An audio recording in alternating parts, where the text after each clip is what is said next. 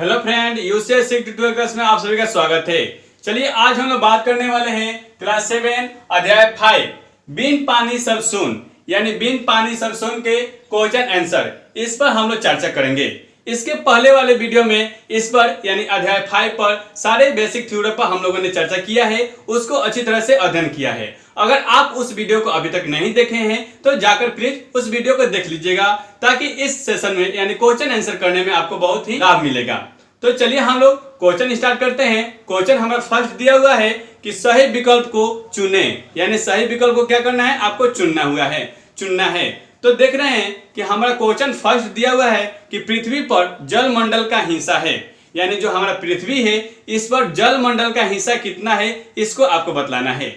Option सुनिएगा, दिया हुआ है 51%, 41%, 71% और 29%। तो हम जानते हैं कि हमारा जो पृथ्वी है इस पर जल मंडल की बात करें तो 71% क्या है जी, जल है, और 29% क्या है, स्थल है। तो आपका यहाँ पर आंसर वन क्या हो जाएगा, आंसर 71%, क्योंकि हम जानते हैं कि हमारे धरातल पर जलमंडल का कितना परसेंट, जो जलमंडल है वो कितना परसेंट है, 71%। तो यहाँ पर आप आंसर के रूप में 71% लिख लीजिएगा।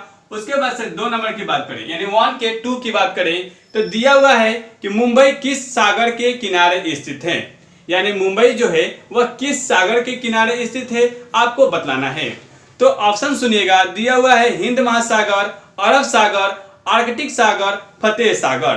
तो यहाँ पर आपका आंसर क्या हो जाएगा बाबू, यानी जो मुंबई है, आपका जो शहर मुंबई है वह किसके किनारे बसा है, तो अरब सागर के किनारे बसा है। तो आपका आंसर ख में हो जाएगा, अरब सागर। ठीक है बाबू, इसको आप क्या कीजिए, नोट डाउन अपने नोटबुक में करते जाइए। यहाँ पर क्या हो जाएगा, अरब सागर। उसके बाद से बात करेंगे क्वेश्चन नंबर 3 की। तो दिया हुआ है कि चंद्रमा के गुरुत्वाकर्षण से जल ऊंचाई की ओर बढ़ता है, उसे क्या कहते हैं, यानी जो चंद्रमा होते हैं उनकी गुरुत्वाकर्षण बल के कारण क्या होता है, ज्वार उत्पन्न होता है। यानी गुरुत्वाकर्षण के बल के कारण जो जल ऊपर उठता है उसे हम लोग ज्वार कहते हैं। अब जब वो ज्वार यानी जो ऊपर उठा हुआ जल फिर अपने जब नीचे यानी नीचे निम्नतम सतह पर आता है उसे हम लोग भाटा कहते हैं। इसको हमने बेसिक थ्योरी में अच्छी तरह से अध्ययन किया है। तो यहाँ पर आपको पूछ क्या रहा है कि चंद्रमा के गुरुत्वाकर्षण से जल ऊंचाई की ओर बढ़ता है, उसे क्या कहते हैं। तो जब चंद्रमा की जो गुरुत्वाकर्षण है ऊंचाई की ओर बढ़ रहा है तो हम इसे ज्वार कहेंगे। तो आपका आंसर क्या हो जाएगा बाबू, 3 का आंसर क्या हो जाएगा, ज्वार। ठीक है, इसको भी आप अपने नोटबुक में नोट डाउन करते जाइएगा। उसके बाद से बात कर रहे हैं क्वेश्चन नंबर 4 की। तो इसमें दिया हुआ है कि इनमें से कौन झील है, यानी आपको बतलाना है कि इसमें जो झील है वो कौन सा झील है। ऑप्शन सुनिएगा, दिया हुआ है काला सागर, लाल सागर, फतेह सागर, अरब सागर। तो जब हम लोग देख रहे हैं कि लाल सागर, काला सागर, फतेह सागर, अरब सागर में इसमें झील हमें कौन सा दिख रहा है, तो फतेह सागर। आपका आंसर क्या हो जाएगा बाबू, फतेह सागर। ठीक है, तो यहाँ पर 4 का आंसर लिख लीजिएगा, फतेह सागर। क्या आंसर होगा बाबू, फतेह सागर। उसके बाद से आप बात करेंगे क्वेश्चन नंबर 2 की। तो इसमें दिया हुआ है आपको कि खाली जगहों को भरिए। क्या दिया है बाबू, यानी आपको खाली स्थान दे दिया हुआ है, आपको वहां पर सही वर्ड को यानी सही शब्द को भरना है। तो देखिएगा हमारा क्वेश्चन 1 है कि नदी का जल समुद्र में गिरकर खाली स्थान हो जाता है, यानी जो हमारा नदी होता है उसका जल यानी जब नदी का जल समुद्र में गिरता है तो वो जल क्या हो जाता है। तो यहाँ पर दिया हुआ है, ऑप्शन तो नहीं दिया हुआ है, आपको भरना है। तो हमने बेसिक में चर्चा किया था कि जो नदी का जल होता है वह समुद्र में मिलकर उस नदी का जल क्या हो जाता है, खारा हो जाता है, यानी वह खारा हो जाता है, लवण युक्त हो जाता है। तो आपका यहाँ पर 1 का 1 नंबर आंसर लिख दीजिएगा, खारा, यानी क्या हो जाएगा बाबू, खारा हो जाएगा। ठीक है, उसके बाद से बात करेंगे ज्वार भाटा खाली स्थान में होता है, यानी ज्वार भाटा किसमें होता है। तो ज्वार भाटा की जो घटना घटित होती है किसके कारण होती है, तो सूर्य और चंद्रमा के गुरुत्वाकर्षण बल के कारण। इस तरह आपसे पूछे कि ज्वार भाटा की घटना किसके कारण होती है, तो सूर्य और चंद्रमा के गुरुत्वाकर्षण बल के कारण। और ये कहाँ घटित होती है, तो समुद्र में। आपसे यही पूछा गया है कि ज्वार भाटा में होता है, यानी किस में होता है, तो समुद्र में होता है। तो आपका क्या हो जाएगा आंसर बाबू, समुद्र हो जाएगा यहाँ पर। ठीक है, समुद्र हो जाएगा। उसके बाद से 3 नंबर की बात करें, यहां पर समुद्र अच्छा से लिख लीजिएगा। अब 3 नंबर की बात करें तो इसमें दिया हुआ है कि ज्वार भाटा खाली स्थान के गुरुत्वाकर्षण बल के कारण होता है। यानी हमने अभी अभी चर्चा किया है कि ज्वार भाटा किसके गुरुत्वाकर्षण के कारण होता है, तो सूर्य और चंद्रमा के कारण। यानी सूर्य, यहां पर लिख लीजिएगा, सूर्य और चंद्रमा, सूर्य और चंद्रमा के क्या होता है बाबू, गुरुत्वाकर्षण बल के कारण ज्वार भाटा आता है किसमें, समुद्र में। और यह भी बात ध्यान रखेंगे कि जो सूर्य होता है वह क्या होता है, चंद्रमा, यानी चंद्रमा जो होता है सूर्य के दुगुना गुरुत्वाकर्षण के कारण ये ज्वार भाटा अधिक बार आता है। क्यों, ऐसा क्यों, क्योंकि जो सूर्य है वह क्या है, चंद्रमा से बहुत दूर है, उनका ग्रेविटेटरी फोर्स बहुत कम लगता है, और जो चंद्रमा है ये पृथ्वी के नजदीक है, जिसके कारण क्या होता है, इनसे ज्यादा गुरुत्वाकर्षण बढ़ता है और जो ज्वार भाटा आने की संभावना बन रहती है।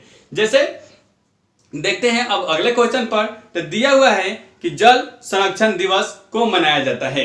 यानी जल संरक्षण दिवस किस दिन, यानी किस डेट को मनाया जाता है, तो आपका आंसर क्या हो जाएगा बाबू, 22 मार्च। क्या होगा आंसर, पहले आंसर लिख लेते हैं, 22 मार्च जल संरक्षण दिवस कब मनाया जाता है, 22 मार्च। आखिर ये क्यों मनाया जाता है, इस पर थोड़ा सा हम लोग चर्चा करेंगे। ये जल की जो समस्या है, जो जल के हम लोग बेवजह फाजुल खर्चा करते हैं, जैसे कि मान लीजिए कि नल का टंकी का हम लोग खोल कर छोड़ देते हैं, ऐसे पानी बह रहा हो, या पंपिंग सेट में पानी बह रहा हो, तो ऐसे हमें नहीं करना चाहिए। इन सब समस्या को देखकर जो जल की हमें जो पीने योग्य जल की बात करें, तो मात्र पूरे जल का यानी 71% जल का मात्र 3% यानी 0.3% ही हम लोग क्या करते हैं, वो पीने योग्य हमारा जल होता है। अगर हम इसे बर्बाद कर दें तो हमें क्या हो जाएगी, बहुत ही कठिनाई यानी बहुत ही भीषण समस्या का सामना करना पड़े। तो आपसे अगर पूछे कि जल संरक्षण दिवस कब मनाया जाता है, तो 22 मार्च को। क्यों, क्योंकि ये जल जो है हमारा क्या है, एकदम एक सीमित मात्रा में है। अगर हम इसे बर्बाद कर दें, यूं ही बर्बाद कर दें, तो इससे हमें क्या हो जाएगी, हमारे जीवन में बहुत ही कठिनाइयों का सामना करना पड़ सकता है। उसके बाद से हम लोग बात करेंगे अपने अगले क्वेश्चन को नेक्स्ट स्लाइड में। अगला क्वेश्चन है हमारा, निम्नलिखित प्रश्नों का उत्तर दीजिए।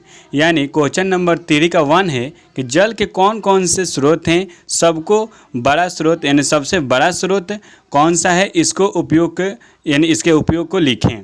तो इससे हमने बाबू क्या किया है दोस्त कि हमने एक नोटबुक में नोट कर दिया है आपकी सुविधा के लिए। आप चाहें तो यहाँ से स्क्रीनशॉट ले सकते हैं और इसका क्वेश्चन का आंसर दे सकते हैं।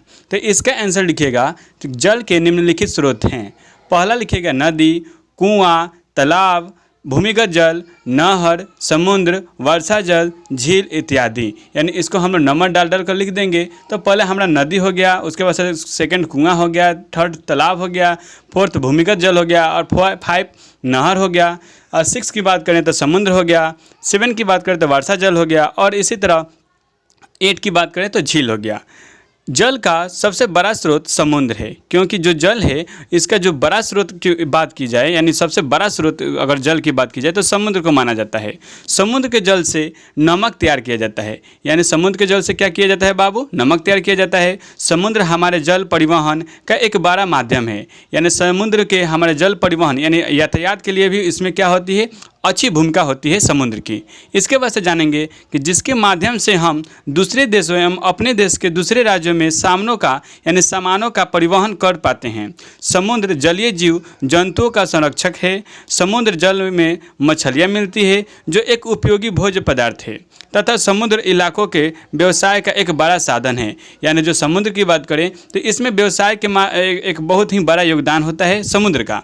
इसके अलावा हमें समुद्र से शंख, सीप, कौड़ी, मूंगा इत्यादि बहुमूल्य वस्तुएं मिलती है, जो कि इससे प्राप्ति कहाँ से होती है बाबू, समुद्र से। तो हम यहाँ पर इसका आंसर अच्छी तरह से दे दिए। उसके बाद से बात करेंगे, हमारा नेक्स्ट क्वेश्चन है क्वेश्चन नंबर 2 की बात करेंगे कि ज़मीन के नीचे का जल स्तर प्रतिदिन कम होता जा रहा है। इसे बनाए रखने के लिए आप क्या क्या कर सकते हैं। यानी जो हमारा ज़मीन होता है, जो हमारा पृथ्वी होता है, इसका नीचे जल स्तर क्या हो रहा है, दिन प्रतिदिन कम होते जा रहा है। तो इसको आज आप इसका संतुलन बनाए रखने के लिए क्या क्या कर सकते हैं, इसको आपको बतलाना है। तो इसका आंसर लिखिएगा कि ज़मीन के नीचे का जल स्तर बनाए रखने के लिए हम आस पड़ोस के खाली जगहों पर, यानी जैसे पृथ्वी प्रांत होता है जहाँ पर चंवर चाचर होता है, वहाँ पर गड्ढा बनाएंगे। इन गड्ढों में बरसात का पानी एकत्र किया जाएगा। इस एकत्र जल से मछली पालन तथा सिंचाई के लिए जल का उपयोग किया जाएगा। यानी जो हम लोग जल एकत्र करेंगे उसमें मछली भी पाल सकते हैं और सिंचाई के रूप में भी उपयोग कर सकते हैं।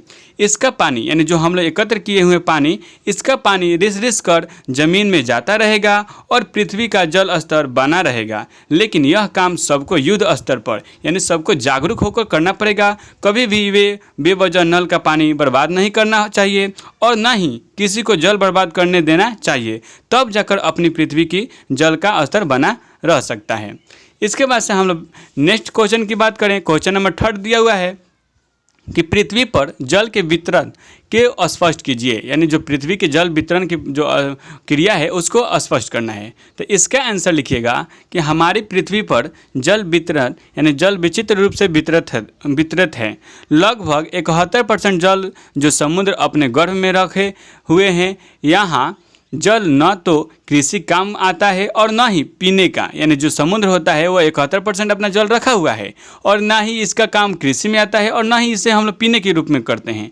पीने योग्य जल केवल मात्र छत्रक पहाड़ों, यानी छत्रक पहाड़ों पर के बर्फ, भूमिगत जल, झील, नदियों आदि में मिलते हैं। यानी पीने योग्य पानी कहाँ कहाँ से मिलते हैं बाबू? यानी छत्रक पहाड़ों पर बर्फ जो पिघल कर गिरता है उससे, और भूमिगत जल यानी जो हम लोग जल से यानी भूमि से प्राप्त करते हैं उससे, नदी से, झील से, इसे हम लोग क्या करते हैं? जल पीने के रूप में करते हैं। उसके बाद से देखिएगा कि वायुमंडल के जल से कृषि कार्य होता है, यानी वायुमंडल के जल से कृषि कार्य होता है, पीने के भी काम आता है। यानी जो हम लोग जलमंडल की बात करें तो वायुमंडल जो हमारा वर्षा की जल होती है वो पीने के भी काम आता है और कृषि कार्य के में भी काम आता है। यह जल मानव उपयोगी है, यानी ये जल क्या है जी बाबू? मानव के लिए उपयोगी है। भूमिगत जल को कुआं खोदकर या हैंडपंप से निकाला जाता है। वायुमंडल से के जल के लिए बादल बनने फिर वर्षा होने तक प्रतीक्षा करनी पड़ती है। यानी वायुमंडल की बात करें तो इसको जल प्राप्ति करने के लिए बादल बनना, उसके बाद से बरसात होने की हम लोग आस ताकते हैं, तब जाकर उस जल की प्राप्ति होती है।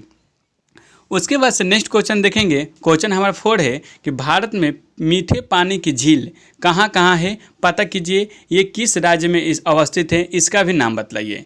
तो इसका आंसर लिखिएगा कि भारत में मीठे पानी की झीलें निम्नलिखित हैं। पहला लिखिएगा डल झील जो कि श्रीनगर यानी जम्मू कश्मीर में है। उसके बाद से सेकंड की बात करें नैनी झील जो कि नैनी जगह पर जो कि उत्तराखंड राज्य में है। उसके बाद से बात करें कांवर झील जो कि बेगूसराय यानी अपना राज्य बिहार में है। उसके बाद से बात करें बरेला झील जो कि लखीसराय, ये भी बिहार में ही स्थित है। इसके अलावा बुलर झील, पिछौला झील, लूनर झील, कोरनूर झील, फतेह सागर झील यानी आदि ये सब मीठे पानी के झीलें हैं।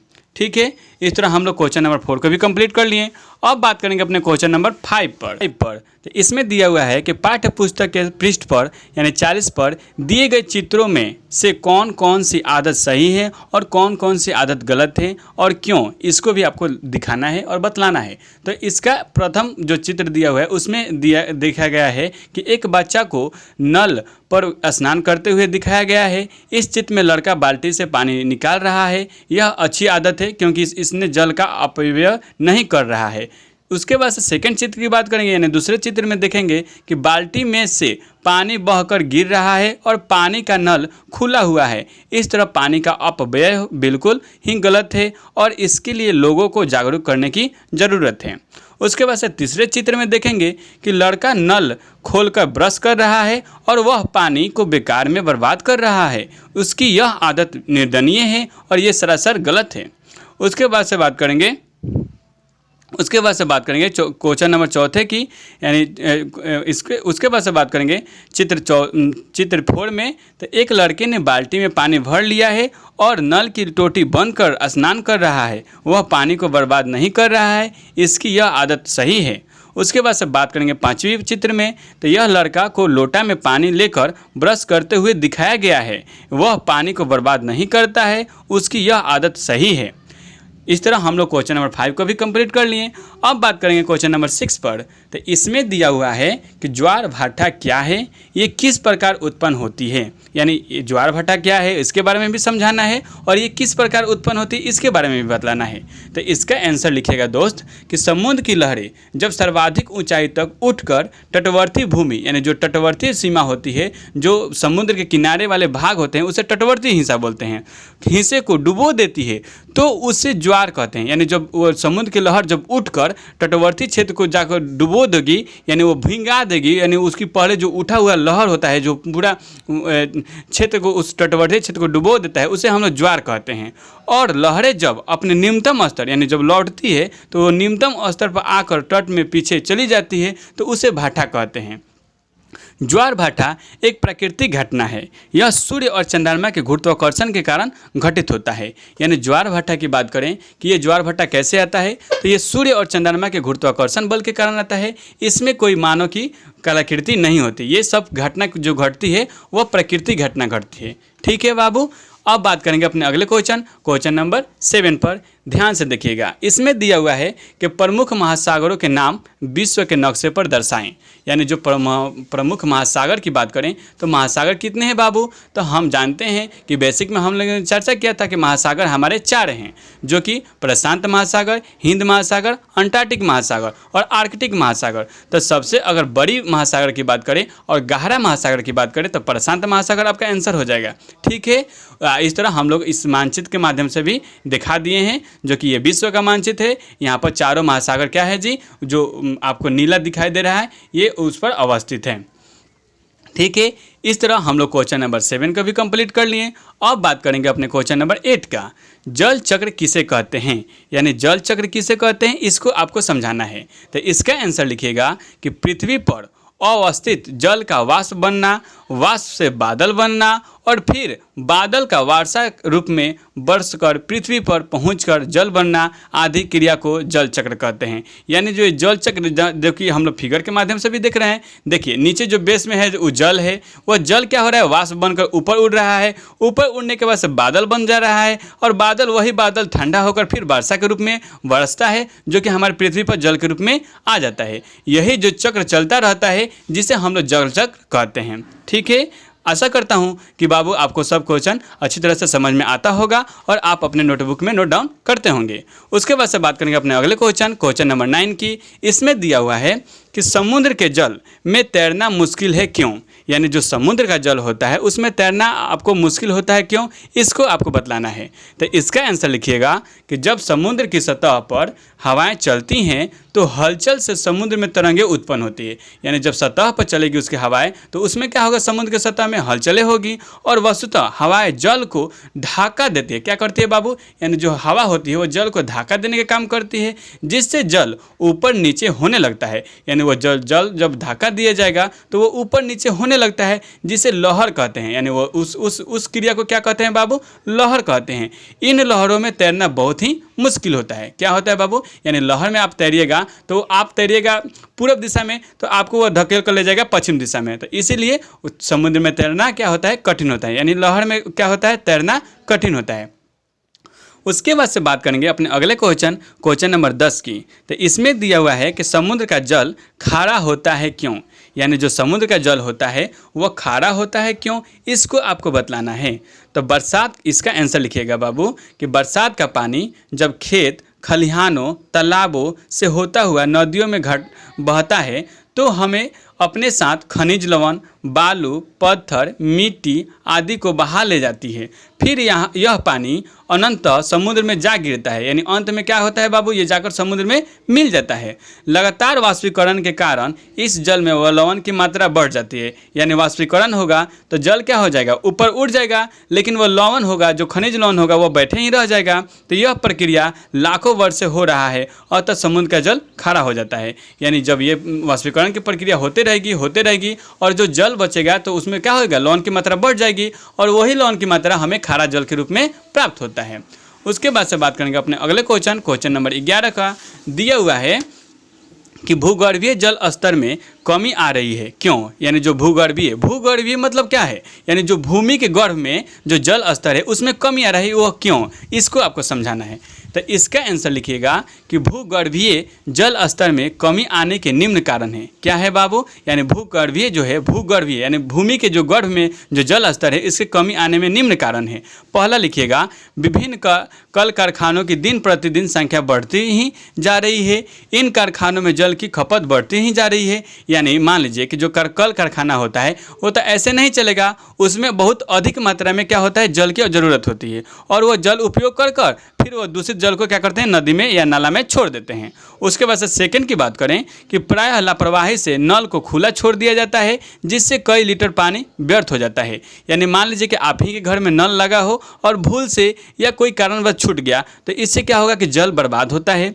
उसके बाद से थर्ड की बात करें तो पहले जहां एक लोटा जल से शौचालय कर्म पूरा हो जाता था, वहीं अब फ्लैश के कारण यानी फैसिलिटी बढ़ जाने के कारण, यानी घर पक्का हो जाने के कारण, बाथरूम बन जाने के कारण क्या हो रहा है, 5 से 10 लीटर तक पानी खर्च करना पड़ रहा है। यानी पहले ज़माना में क्या होता था कि वो सिर्फ एक लोटा से ही वो क्या होता, शौच कार्य पूरा हो जाता था, लेकिन आजकल वो ऐसा नहीं हो रहा है, जिसके कारण भी क्या हो रहा है, भूगर्भीय जल स्तर में कमी आ रही है। उसके बाद से फोर्थ की बात करें कि जनसंख्या विस्फोट के कारण, जनसंख्या बढ़ने के कारण क्या हो रहा है, चापाकल, बोरिंग, नलकूप आदि के जरिए धरती से जल अत्यधिक मात्रा में निकाले जा रहे हैं, जिससे क्या हो रहा है, भूगर्भीय जलीय स्थल कमी आ रही है। उसके बाद से बात करेंगे अपने क्वेश्चन नंबर 12 की। तो इसमें दिया है कि वाटर हार्वेस्टिंग से कैसे करेंगे, यानी वाटर हार्वेस्टिंग कैसे करेंगे, इसको आपको समझाना है। तो इसका आंसर लिखेगा कि वर्षा ऋतु के पहले अपने घर के आसपास ज़मीन खोदकर गड्ढे तैयार कर लेंगे। जब वर्षा होने लगेगी तब वर्षा का पानी को नालियों में ना जाने देकर अपने घर के आसपास बनने गड्ढे में रोक लेंगे। ये जल धीरे धीरे पुनः ज़मीन में समा जाएंगे। ऐसे तकनीक अपनाकर हम भूगर्भीय जल स्तर को बढ़ा पाने में सक्षम हो सकते हैं। इससे धीरे धीरे रिसकर पानी जल स्तर तक पहुँचता रहेगा। इसे ही वाटर हार्वेस्टिंग कहते हैं। यानी ये जो सोख्ता बनाया जाता है उसके माध्यम से जो जल स्तर नीचे जाता है उसे हम लोग हार्वेस्टिंग कहते हैं। ठीक है। उसके बाद से क्वेश्चन नंबर 13 की बात करेंगे। तो इसमें दिया हुआ है कि क्रिकेट खिलाड़ी सचिन तेंदुलकर कहते हैं कि पानी बचाइए। क्या आप उनकी बात मानेंगे और क्यों, ये भी आपको समझाना है। तो हाँ, हम मानेंगे क्योंकि यह सबके हित की बात है। क्योंकि वो क्या है जी, अगर हम जल ही जीवन है और जल को बचाकर ही हम बच पाएंगे। यानी अगर हम जल को बचाएंगे तो यह हमारा जीवन भी बचाएगा और हम अपने जीवन को अच्छी तरह से व्यवस्थित कर सकते हैं। इस तरह हम लोग क्वेश्चन नंबर 13 का भी कंप्लीट कर लिए। अब बात करेंगे अपने क्वेश्चन नंबर 14 की। तो इसमें दिया हुआ है कि जल का संरक्षण आवश्यक है क्यों, यानी जल का संरक्षण करना आवश्यक है क्यों, इसको भी आपको समझाना है। तो इसका आंसर लिखिएगा कि हमें हर हालत में जल का संरक्षण करना चाहिए, क्योंकि बिना जल के हम अपने जीवन की कल्पना तक नहीं कर सकते। यानी हमारे जीवन से अगर जल की हटा दी जाए, यानी जल की मात्रा हटा दी जाए तो यहाँ पर जीवन संभव है जी, यानी धरातल पर जीवन संभव है? बिल्कुल नहीं। तो इसलिए जल संरक्षण के लिए यह आवश्यक है कि जल को बिना मतलब के बहाने पर रोक लगाई जाए। इसके लिए आवश्यक रूप से जल संरक्षण के लिए लोगों को जागरूक करना चाहिए। भूमिगत जल के संवर्धन के लिए जमीन में गड्ढे बनाकर जल का जमाव किया जाना चाहिए। रेन वाटर हार्वेस्टिंग के माध्यम से भी जल का संरक्षण किया जाना चाहिए। यदि जल का संरक्षण न किया जाएगा तो हमारे अस्तित्व पर खतरा मंडराने लगेगा। यानी अगर जल का संरक्षण नहीं किया जाएगा और इसी तरह अगर जल बर्बाद होता रहे तो हमारे जीवन में एक दिन ऐसा आएगा कि अकाल पड़ेगा और हमें, यानी यहाँ पर जो जीव जंतु हैं, यानी धरातल पर जो जीव जंतु हैं, वहाँ पर क्या होगी, इसकी जीवन अस्तित्व का खतरा का सामना करना पड़ेगा। इस तरह हम लोग क्वेश्चन नंबर 14 को भी कंप्लीट कर लिए। अगर आप हमारे चैनल पर नए हैं या आप इस वीडियो को पहली बार देख रहे हैं तो प्लीज़ इस वीडियो को शेयर कीजिए और अपने दोस्तों के पास शेयर कीजिए, लाइक कीजिए और हमारे चैनल को सब्सक्राइब कीजिए, क्योंकि इस चैनल पर क्लास 6 से लेकर 12 तक सभी विषय को अच्छी तरह से पढ़ाया जाता है। धन्यवाद दोस्तों, आपको हमारे साथ बने रहने के लिए और इस वीडियो को देखने के लिए। Thank you.